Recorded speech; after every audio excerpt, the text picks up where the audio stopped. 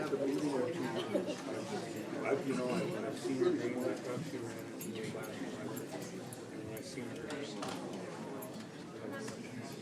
Plus, I still haven't got all my personal numbers, so I decided I'd take care of myself first and just come down here and yell at them. Then I don't have to work with the decor. But I might change my mind.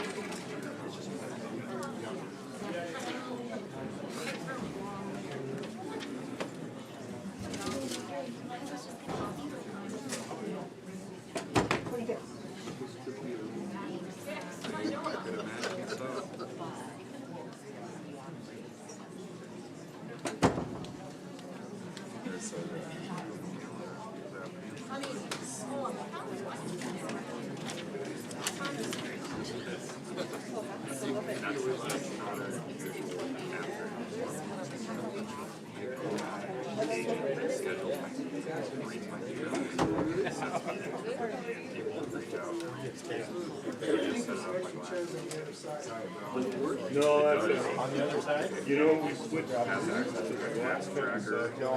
I was trying to read. I know exactly. We'll have to talk to my dad. See if I make that long.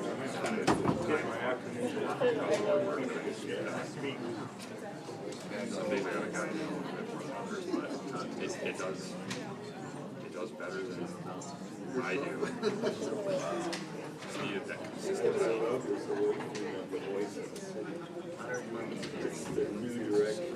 There you go over there, Darryl. Okay.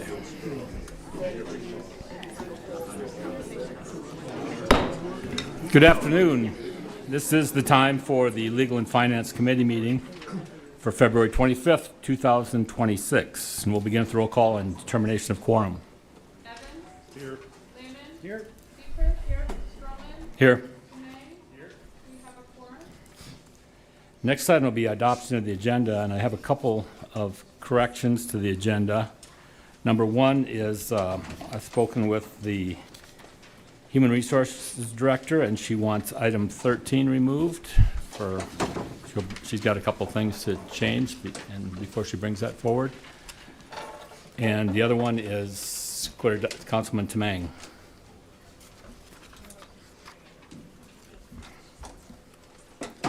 Stephen, do you have one that you wanted to?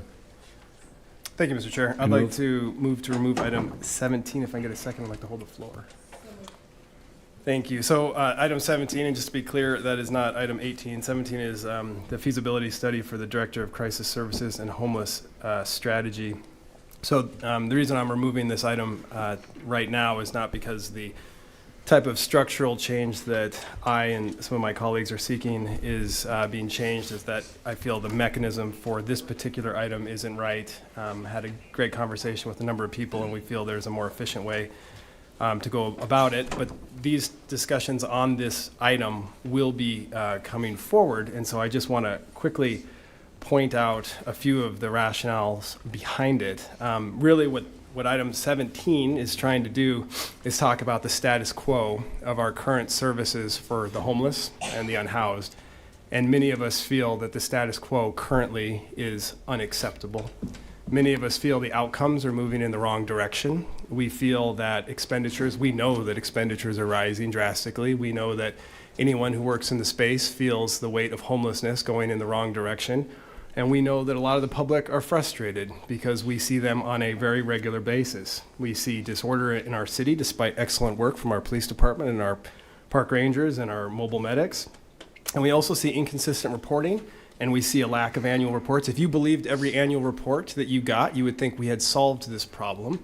If you read the data that was reported to the council or the city metrics for the millions of dollars we spent, you would think we don't have a homeless problem. And so it's something that this item number 17, which is being removed, but will come back at its heart.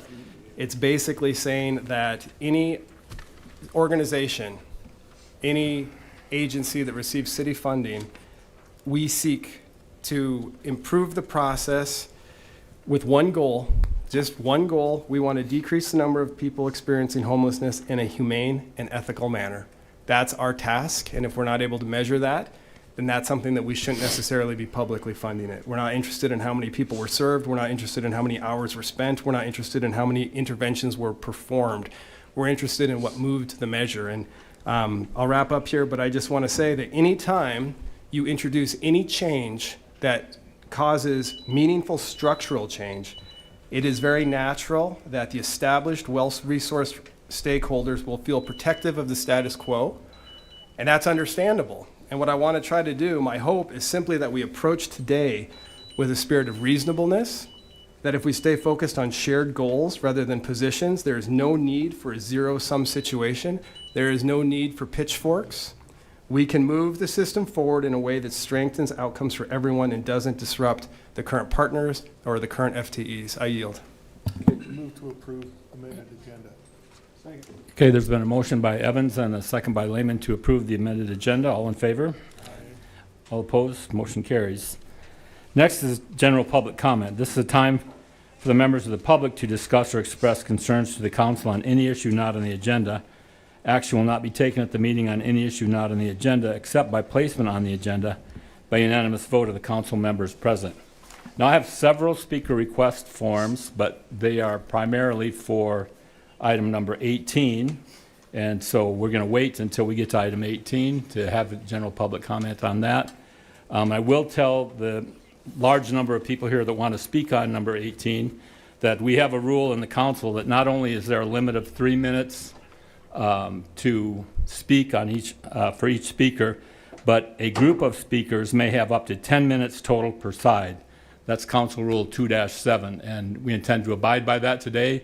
So if we've got 30 people that want to talk on one issue, you're going to have to figure out who those 10 people are going to be or how you want to do it, because we don't need everybody coming up here and repeating the same thing. So just give you a little warning as we go ahead. Next, we'll go to general public comment, and one of those speakers is Brandon Ferguson. So you can please have 3 minutes, sir, to state your position. Hi there, good afternoon, Brandon Ferguson. I have a group here, a program in Rapid called Ending the Silence Rapid City. We're focusing on resolving Native-on-Native violence here in the community. Right now, 4 out of 5 of our Native American kids are sexually abused before they turn 12 here in Rapid. We've had over half of our teens attempt suicide or complete it this past year alone. Right now, we have over 50 actively reported missing Native kids missing today out of Rapid City, formally reported to the state. Those statistics exist right here, and it's happening within 1 mile of us, of where we're all sitting at today. Homelessness is a business in Rapid City. It's been a business the whole time, and it's a thriving business today. All of these programs that exist in Rapid City to address our homeless population or these issues with our Native Americans. I'm a tribal member from Oglala Sioux Tribe. Those are individuals that are getting paid in their job positions depending on poverty to exist, depending on Native Americans freezing to death in the wintertime, depending on our suicide rates to remain the same, depending on our sexual assaults to remain the same. If we have no change, now that executive director of this program and her 15, 20, 30, 50 staff members are guaranteed job positions next year and the year after that. If we solve a problem with homelessness in Rapid City, we're going to lose so many programs here in Rapid. There's over $150 million worth of money raised in the name of Native American homelessness. And we just finished a pit count that shows that there's only 440 homeless. And that chronic homeless is less than 200 on the street. But we choose to keep creating more and more programs to fill the gaps instead of addressing the root of the problem. Sexual assault.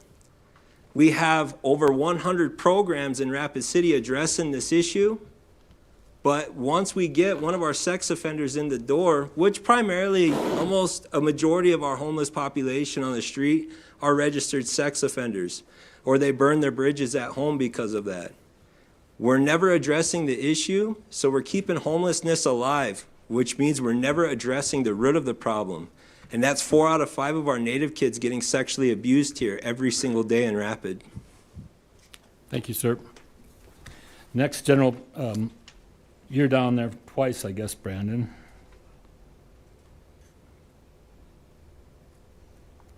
Yeah, I'm gonna speak on 18. Oh, okay. All right, that brings us to the end of general public comment. Next, we'll go to consent items 1 through 14, and I'll open public comment on items 1 through 14. And I have no speaker request forms for items 1 through 14. So I'm going to close public comment, and I'll go to the council regarding items 1 through 4, consent items 1 through 14. Does anyone wish to pull any particular item?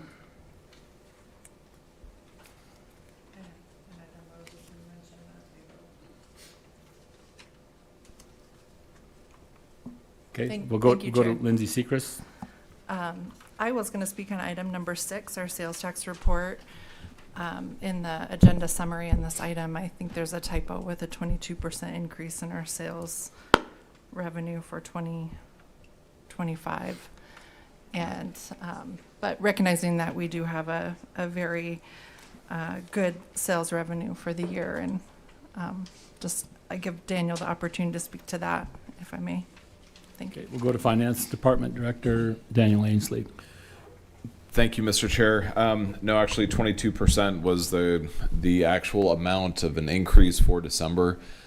Quite astonishing. But with that being said, there are some factors that led to that. There was very good weather in December, which allowed a lot of construction projects to proceed, and there was also some large one-time purchases in relation to some of the construction projects that drew that increased that number that high. But with that being said, general retail sales, if you look through whether it's grocery stores, department stores, other categories like that, they all were up anywhere from 9 to 12%, which is significantly higher than any other city in the state.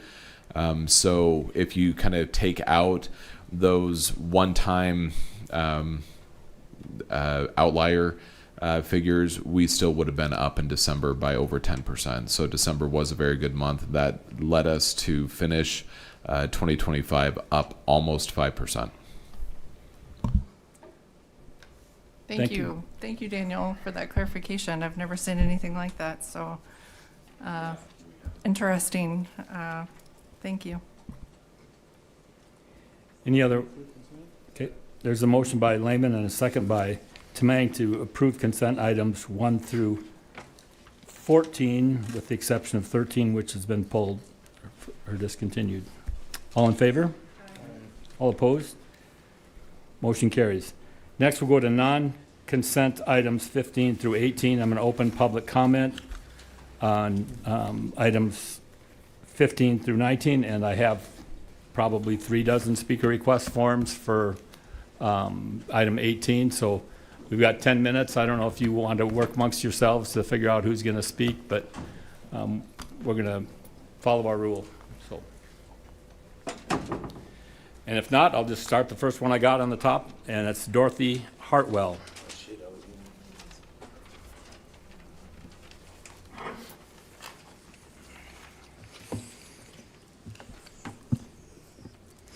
Good afternoon. My name is Dorothy Hartwell. I live at One Heart. I stand in front of you today to tell you about my life at One Heart.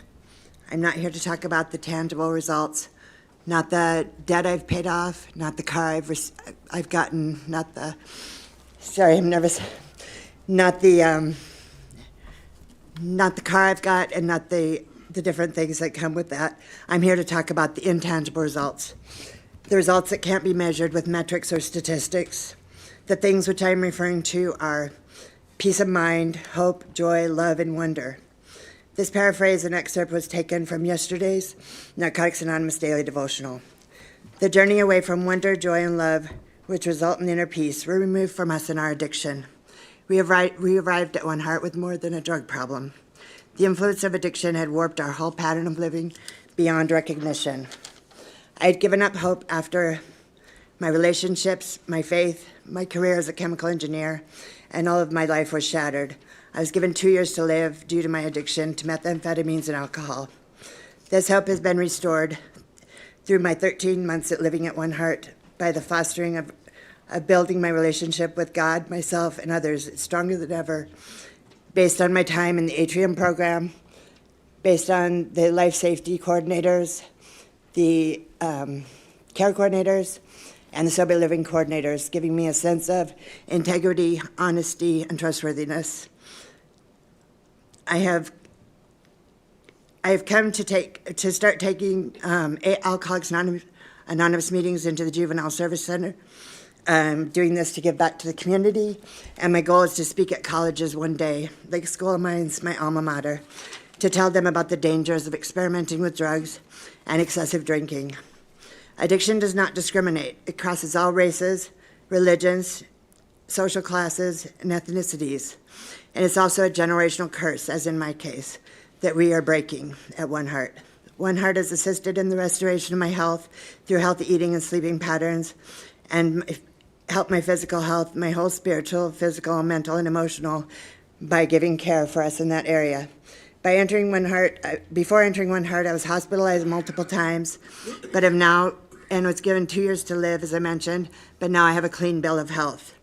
One Heart is not an allegory with hidden meaning. It is a fact, a documentary that saved hundreds of lives and is renewing hundreds of lives that are definitely giving back to our community. Thank you for your time. Thank you. Next is Kate Robinson.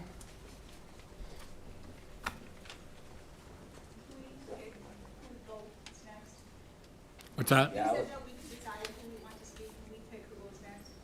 Sure. Good afternoon. My name is Dr. Skylar Borglum, and I am here today speaking on behalf of One Heart as President of the Board of Directors. It is my privilege and pleasure to address our City Council, and I thought the mayor might be here today, but it does not look like he's in the building, or in the room, excuse me. One Heart, as you will hear today, is tremendously impactful, and that is why we are excited and looking forward to an open and transparent lease renewal process with the City of Rapid City. We want a collaborative approach and a solid relationship with the City of Rapid City. And this will allow all of us to build a solid relationship for the next generation of One Heart successes. Thank you, and I yield to the next speaker. Okay.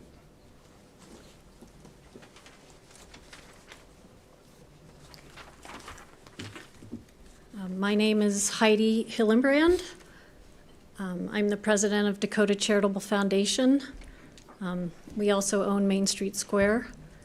I have a home in Rapid City, and I am the daughter of Ray Hillenbrand. My dad went through considerable lengths to make sure that this campus was purchased and gifted to the city for the One Heart vision. And I think there's a lot of missing information, or maybe information that just isn't understood and isn't out in public, that we would like the time to be able to make sure all the council members have before a vote is made. I think our attorney, John Rayforth, who was involved with all the background information, we've given him permission to share some of that information with the council members so that they understand the history of the property. It wasn't a city-owned property, and there were a lot of players who came together to raise considerable funds to purchase this property. So I respectfully request that the council postpone their vote on the non-renewal of the One Heart lease, and that we have time to have other discussions. Also, one of our key players unexpectedly was admitted to the hospital yesterday and couldn't be here today. He's undergoing surgery today. So we would like to have more time, or in the very least, propose that if we can't postpone the vote, that the vote be for renewal, unconditional renewal of the lease. One Heart is fulfilling its mission, it's operating at capacity, and we would like to have more time to discuss the issue. Thank you. Thank you. Good afternoon. How y'all doing, city? I'm here to address the proposed non-renewal of the One Heart campus lease. While this has been presented as a simple procedure reevaluation, the legal reality is far more complex. The City Council is bound not just by city code, but by the South Dakota codified laws you swore to uphold. First, under South Dakota Codified Law 1-4, the state and its cities have a mandatory obligation to foster cooperation in tribal relations. One Heart serves a population that is significantly comprised of tribal members and their children. By moving to terminate this lease without a formal tribal impact statement or a consultation with the South Dakota Department of Tribal Relations, you're potentially violating the spirit of the state tribal cooperation agreements. You cannot displace vulnerable and indigenous families without answering the jurisdictional oversight that protects them. Second, we must look at South Dakota Codified Law 1-27. If any part of this reevaluation was discussed in private, walking quorums, or via email chains to bypass public scrutiny, it's a violation of South Dakota Code of Open Meeting Law. We are prepared to file public records requests for all communications regarding this lease to ensure this wasn't a predetermined decision made behind closed doors. Third, the city receives millions of federal grant money for housing and development under federal preemption in HUD 24 CFR Part 58. Any actions that causes the mass displacement of protected classes, especially children, requires a federal environmental and social review. Skipping this step puts the city's future federal funding at direct risk. Finally, the law of good faith and fair dealings applies here. One Heart has met its obligations for 5 years to trigger a non-renewal now without clear cause or replacement plan for the 50% of residents who are children. It's a bad faith maneuver that will not hold up under judicial review. I urge the council to withdraw the notice of non-renewal and return to the table for a transparent public negotiation that respects both our laws and our neighbors. Thank you. Sir, I'm sorry I didn't catch your name. William Wagner. Thank you. Keys, I think you're going to have to wrap it up.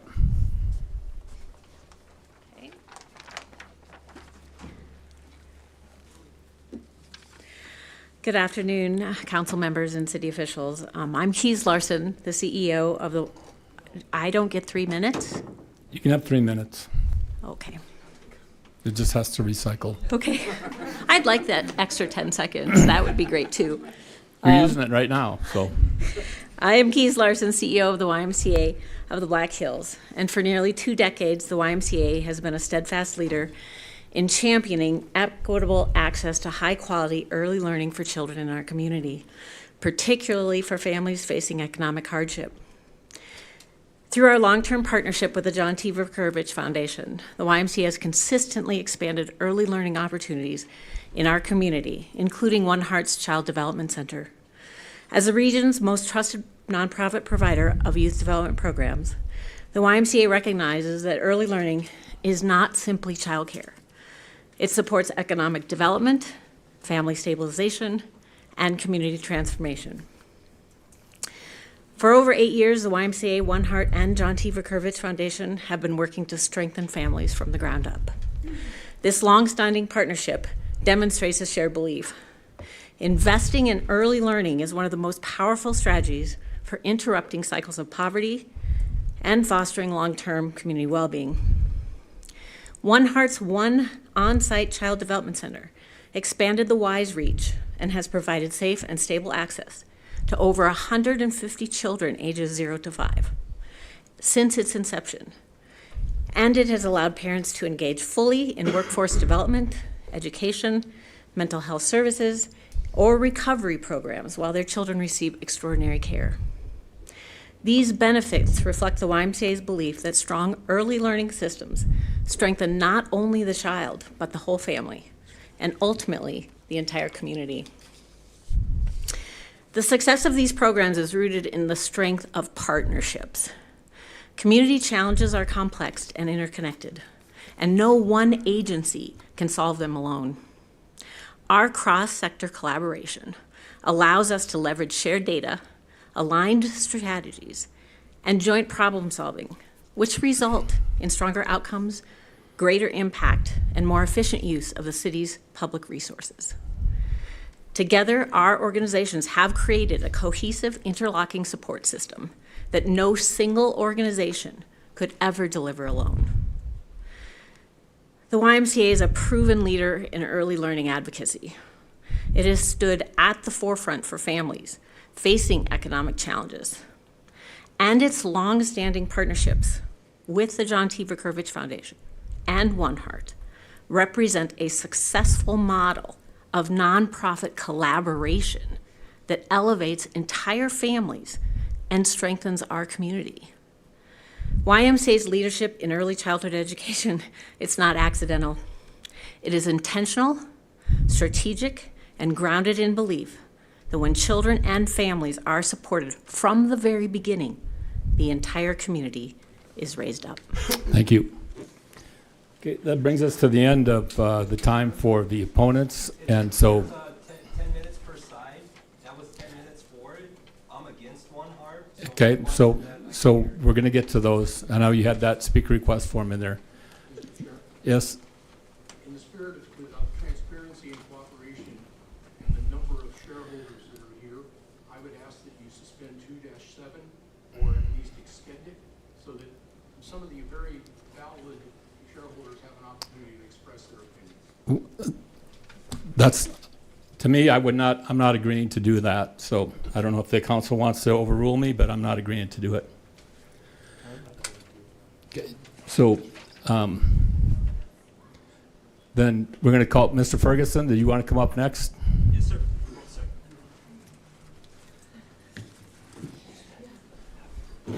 I'm ready. All right, so name's Brandon Ferguson, and I don't think that we should be continuing to be putting all this weight behind One Heart. We have done a pit count. They started their program over 5 years ago. We've done a pit count every single year. Not once has our pit count numbers fluctuated. They've never gone down. They've always remained the same. One Heart could scream around and say they're doing all this amazing stuff for the community. But at the same time, all we're doing is we're seeing the exact same thing over and over and over. And now the city is debating on whether or not we should renew their lease on that property, which they're only paying the city $1 a year for. There's absolutely no reason that we should continue to support One Heart. It's a piece of crap program. I asked, how many residents do you have? I went in there yesterday acting like I needed to apply for the program. They told me I had to be a resident of Rapid City for 9 months. They told me I had to be sober for 3 months consecutive. They told me I had to work with one of their partnering agencies, which there's over 50 of them that are all collecting the exact same data. It is a repetitive cycle that is stuck. I said, how many residents do you have here? They said, we've got 155. I said, out of those 155, how many of those are kids? Half of them. What the heck? We're not running a daycare here. We have a freaking crisis. And these kids that are living there are living in the crisis. And on top of that, half of them are adults. So when you take a look at how many of them are their partners, how many of them are single, they have 50 active cases. 50 cases. And their budget over almost $3 million last year. Our revenue we're losing as Rapid Cityans, the revenue we're losing on this key real estate property is millions of dollars. They are spending over $150,000 per resident there. If we wanted to really house our homeless, rent an apartment for $1,000 a month for them. That's 12 grand a year. Pay their electric, pay their gas, give them money for food, and let's rely on the other programs that are in the Rapid City that are trying to help them out with EBT, helping them out with childcare. We are reinventing the wheel, and we are allowing this program to exist that has no oversight. They're not having to report. They have no success rate. 50 people a year is all they're pushing through there, and they're not even getting them completed with the program because they're allowing them to carry over for over a year. Is there anyone else against One Heart in here, or can I continue on with the 10 minutes? Well, no, you just get 3, sir. All right. Thank you for your time. So at this time, I'm just asking that we can bring this issue forward so we could present a viable plan. And allow other programs in Rapid City to come forward and put in a proposal so that way we could lease the property as tribal members and make positive change the correct way. Thank you. So, Mr. Pettigrew, I have a speak request form for you. Do you want to speak? Thank you, Mr. Chair. I'm speaking on as president of the City Council, and this has become a very hot issue, as we all know. And there's a lot of misinformation out there, and I just kind of wanted to make it clear to the people that are attending and are passionate about this. I've gotten email after email, text, phone calls, and people are receiving wrong information. I am not aware of any council person that is on the side that we're going to close One Heart. That is not our plan. They are doing what they said they were going to do from day one, but everything we're hearing is that we're trying to close it and shut it down. And correct me if I'm wrong, fellow council members, I haven't heard that from anyone. But it is our responsibility as council people to review leases. And I've been told, why didn't we review the lease for the Journey Museum? Why didn't we review the lease for Minaloosahan? We have. A year ago, the Journey made some changes in how they were doing some programs, so we reviewed that lease.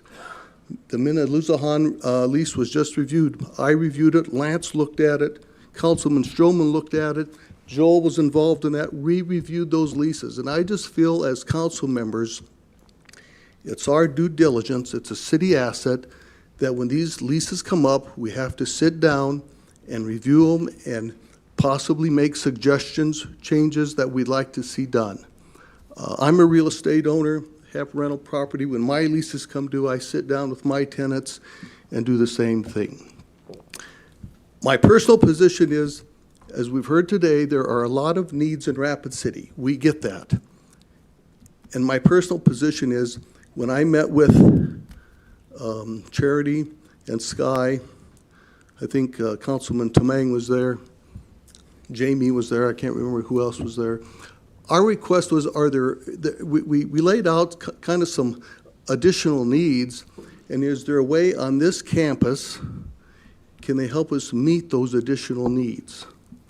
And that was our question, and I guess our response at that time, they didn't have one, and I understand there was short notice, but we're just trying to meet the additional needs that the community has. And we went into this with an open mind. We're very transparent, and I just want the community to know we are not trying to close One Heart. Thank you. Thank you. That's going to close public comment on the non-consent items 15 through 19, and we're going to go on to item 15, which is a presentation regarding renewable natural gas project evaluation by Paul Kamek of BHERR.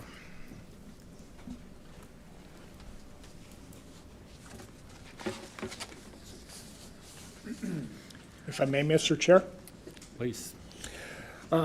As council is aware, back last August, staff came forward with a recommendation to enter into a memorandum of understanding with Black Hills Energy Renewable Resources. to investigate the use of the methane gas at the city landfill as well as the water reclamation facility. There has been a lot of work that has been undertaken since August. Black Hills Energy has completed their evaluation. Staff and operations have been actively involved, and we are here to report the findings. With that, I'd like to introduce Paul Kemek and Chris Weissat with Black Hills Energy Renewable Resources. Thanks, Stacy, and good afternoon, council members. Yes, Chris and I are here to, as Stacy mentioned, to report the findings of the evaluation that was part of the memorandum of understanding that we had executed last August with the city. So the MOU, part of that was for Black Hills to engage Burns & McDonnell to assess the feasibility of renewable natural gas project development at two of the city's assets, first being the Rapid City landfill, the other being the water reclamation facility. This evaluation included gas generation potential, required infrastructure, conceptual design, interconnection requirements with MDU, capital and operating costs, long-term financial performance, and recommended next steps. The evaluation found that the landfill could be a viable and economically promising opportunity for a renewable natural gas project, whereas the water reclamation facility does not demonstrate the same feasibility. However, given the risk profile of the landfill project's revenue and capital requirements, Black Hills Energy is not positioned to advance the landfill project internally, but recommends that a qualified developer conduct further assessment and lead next phase development. The Rapid City landfill presents a potentially feasible RNG opportunity, but will require significant gas collection and control system improvements, a landfill gas to RNG processing plant, and a pipeline interconnect pathway. Capital requirements total approximately $26.5 million for the RNG facility and MDU pipeline extension and receipt point, and $4.2 million for the initial gas collection, build-out, and life cycle expansions. Financial performance is generally favorable with an estimated $27.6 million in total cash flow and about a 10-year payback horizon. Overall, the landfill project could be a financially and attractive suitable for advancement by a qualified developer. On the other hand, the water reclamation facility does not present economically viable RNG project. Biogas volumes are too low for cost-effective production. Required treatment technology and adds complexity and capital needs of roughly $13.3 million, combined with staffing and power requirements, further weaken the business case. The project yields a negative $9.3 million cash flow with a payback beyond 20 years. Continued use of the biogas in existing boilers remains the most economic option. So our recommended actions for the council is to consider advancing the landfill RNG project to the next phase of development by selecting a qualified developer to validate the feasibility. If that feasibility continues to be viable, negotiate gas rights and royalty terms with this developer. The city should leverage its relationship with MDU to possibly reduce the interconnect costs, which were significant. Optimize the design to improve financial performance, and engage Burns & McDonnell's support as needed. As for the water reclamation facility, RNG development should be deferred due to the insufficient biogas volumes and poor project economics. And with that, Chris and I are here to be able to answer any questions you might have. Thank you. I'll turn it back to you. Any questions or comments from the council? I just have one, that you mentioned that the one's really not feasible and we should defer action on that. But the other option, you said might bear additional study, or? Yes, sir. What would be the cost if we were to undertake that? Maybe the gentleman from Burns & McDonnell can speak to that, I don't know. Well, I don't think there would be upfront costs for you to have that discussion with a developer, with a qualified developer.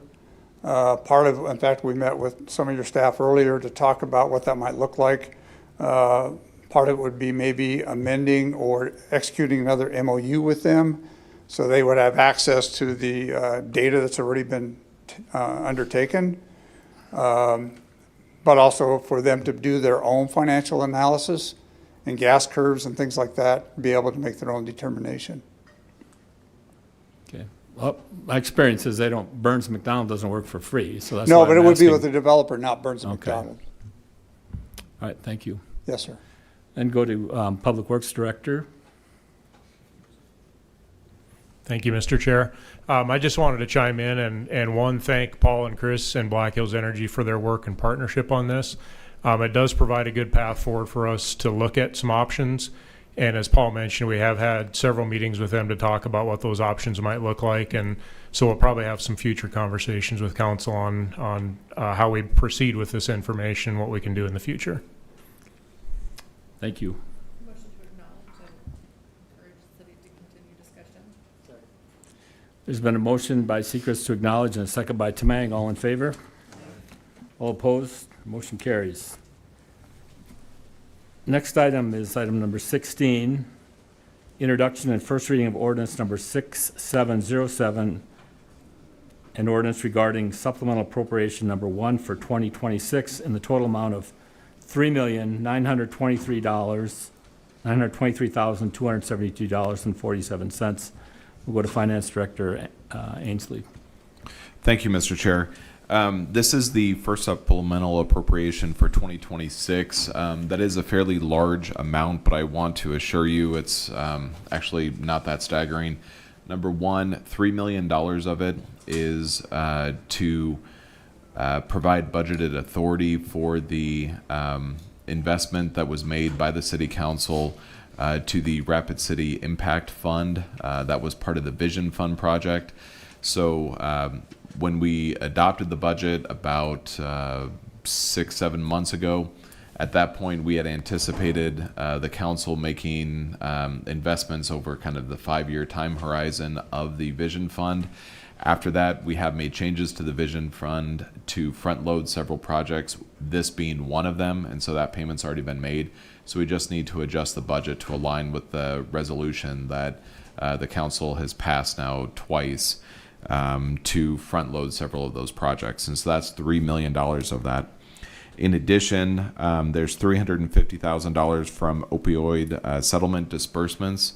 That direction from the council was taken after we approved the budget. So those funds are sitting in our undesignated cash balances of the general fund, but we have not appropriated those in the budget. Then additionally, there's $221,000 for an ongoing project. That's our transportation planning that they are doing. And so that's a project that was started last year, and it was not included in the budget this year because it's just ongoing. So beyond that, there are a few other very small projects. You will notice that there's several different fairly minimal changes in a lot of budgets, $190 or $60 in some of the cost centers. What that is for is to fund the new employee recognition program that is being centralized out of our HR department. And so we're taking money from various different cost centers and centralizing that into the HR department.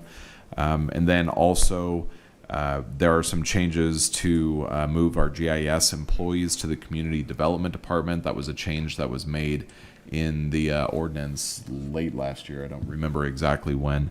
And then also, as part of our centralization efforts, we are moving the library maintenance individuals to Public Works. And so we're moving funds from the library over to Public Works so that those employees are funded through Public Works. I'd be happy to answer any questions you might have. There's a motion by Seacrest and a second by Lehman to approve. All in favor? Aye. All opposed? Motion carries. We're going to skip item 17, go to item 18 from the Alderman items. Request from Alderman Tamang for discussion and possible direction on whether the City Council should issue a notice of non-renewal under the automatic renewal provision of the lease with One Heart to preserve the city's contractual rights prior to expiration of the initial lease term at the end of the year, facilitate discussions regarding the long-term use of the property and buildings, and consider potential amendments or clarifications to the existing lease with One Heart. Go to Stephen Tamang. Thank you, Mr. Chair. I move to approve, and if I can get a second, I'd like to hold the floor. Thank you. There's obviously a lot of fear in the room, and I want to acknowledge that. And I would like to say I completely agree with everything Dr. Skylar Borglo said. I also agree with everything President Pettigrew said, that no council member seeks to close One Heart. That is not anywhere in the intentions or the cards. There's no reason to be afraid of a lease renewal of a city-owned asset. This occurs on a regular basis. The reason why One Heart is unique is because it interacts with many other agencies and organizations that depend on them for an outflow track for supportive housing. It is our biggest and most effective asset for supportive housing. And when the council I've talked to every council member multiple times on this, and there's emotions and there's strong feelings because many of us have relationships within agencies and people that utilize One Heart, and overall, many good things have happened. But we have an obligation of a city-owned asset to understand those processes, to try to improve them, or at least understand what we're accepting. I don't think the constituents would appreciate a council blindly turning an eye to a 5-year lease renewal without investigating it. I don't think that's inappropriate. I feel like the fear is taking over the room, and I want to reiterate, and I would encourage my colleagues, I know the personalities and I know the passion. I would encourage my colleagues and I would encourage the professionals and all of the adults in the room to keep this factual based and outcome driven. And I would like us to consider what 1 year in the future might look like if we decided to work together for the outcomes that are needed and to not feel threatened. The only thing this item does that caused this allergic reaction was to remove an auto renew for an evaluation, a relatively common governance item. That is the intention of my heart behind it. I brought it forward. It was a necessary thing to do. It's not comfortable to do it. I knew it wouldn't be comfortable to do it, but I knew it was the right thing to do. That's why it's here before you. And with Dr. Skylar, and we've had good conversations, we're going to work through it to find a better place for One Heart in the future. I yield.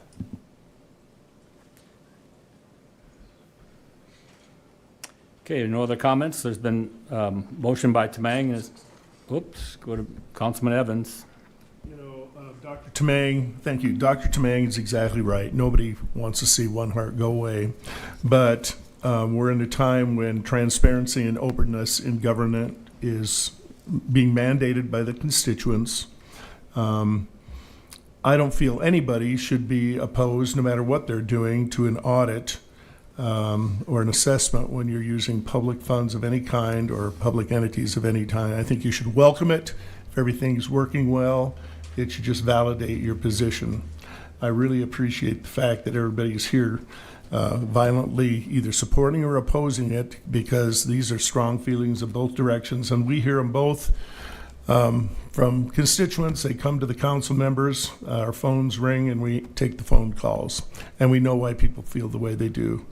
I really appreciate the fact that Heidi Hillenbrand is here to honor her father's donation to this. Ray was a member of our church, Blessed Sacrament.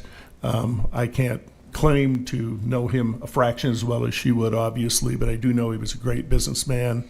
And when we would go as church members and sit in that corner office and ask him for money, he would ask us to go down the list and validate every expense we wanted when we'd be asking him for money. So I don't think he would actually be opposed to us reassessing this. In fact, I think he would welcome it very much. So I think this is a good time to sit back and see where things come out after we do this assessment, and put it more in compliance with what we ask of all these other city entities, because frankly, I've gotten calls from some of them as, why are we required to do this and they are not? So I think it's a matter of consistency as well. So I'm going to support this measure today. Thank you. Okay, there's been a motion by Tamang and a second by Seacrest to approve. All in favor? All opposed? Motion carries. Item 19, request from Alderman Tamang that the City Council establish an 18-month review framework for undrawn 2022 vision account allocations requiring projects without meaningful drawdown activity to return to the Common Council for policy direction, including potential continuation, modification, or deobligation of previously awarded funds. We got a motion by Tamang and a second by Lehman. We'll go to Stephen Tamang. Thank you, Mr. Chair. Vision Fund, if anyone hasn't followed it in the past, it's a pretty amazing process, and it produces some pretty amazing results. We are paying attention to the items that were approved in January of 2022. There are 3 that are noted in the agenda that we all want to see approved. The issue is it's been quite a while, and there were a number of extenuating circumstances. So we met with these groups to try to find a way forward to both galvanize the project, but also there's the question of, well, how long do you allow a vision fund that's been awarded for those monies to remain obligated? And so President Pettigrew and I met with groups, a lot of phone calls, a lot of conversations with other council members to try to come up with kind of reasonable timeframes. And I feel like we created something that it's an 18-month window, which gives the agencies that have received these awards time to galvanize their donors to create successful drawdowns, and then it gives us an opportunity to 18 months to see how we're doing with options. So it's not an automatic deobligation, it's an option to take a look at it. So it seemed like a very reasonable compromise with everyone, and I yield. Go to Councilman Bill Evans. Thank you very much, Mr. Stroman. I'll support this today, but it kind of sticks in my craw a little bit. Those of you who followed my tenure on here for the last 6 years know that I was opposed to any changes in the vision process. I believe it's been distorted over the years and convoluted in such a way that it makes some projects that are very deserving almost impossible to accomplish, and other projects that may not be the will of the people fly through with very little or no resistance. So I'm hoping that someday we actually return the whole vision process back to the original intent of the voters when they approved it back in the 70s, or that tax that was approved in the 70s that became the Vision Fund, so we can actually return to a time when the citizens actually have the input on this tax that's collected, and only projects that they really endorse get approved for this. Thank you.